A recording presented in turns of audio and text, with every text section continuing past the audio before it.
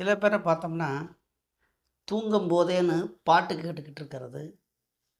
அந்த தூங்குற இடம் வந்து ரொம்ப சுத்தமா இருக்கணும். நறுமணத்தோட இருக்கணும். அதாவது நறுமணம்னா நல்ல வாசனை திரவியம் அந்த சென்ட், பெர்ஃப்யூம்லாம் போட்டு ரூம்ப அவ்வளோ ஒரு அழகா இருக்கணும். ரொம்ப நீட்டா இருக்கணும்.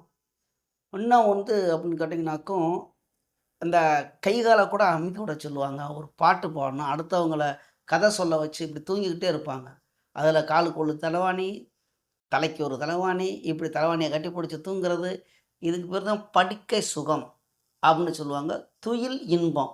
அப்ப இந்த மாரி யாருக்கெல்லாம் இருக்கும் அப்படின்னு கேட்டீங்கன்னா, ஜாதக ரீதியா பார்க்கணும் அப்படின்னா 12ஆம் இடத்தில் இயற்கை சுபக்கிரகங்கள் தொடர்பு கொள்ளணும். அதாவது சுக்கிரன், தனித்த புதன், குரு, வளர்வுறை சந்திரன். இந்த மாரி கிரகங்கள் தொடர்பு கொள்ளும்பொழுது, இந்த மாரி துயில் இன்பம் கொள்வார்கள். சரிங்களா?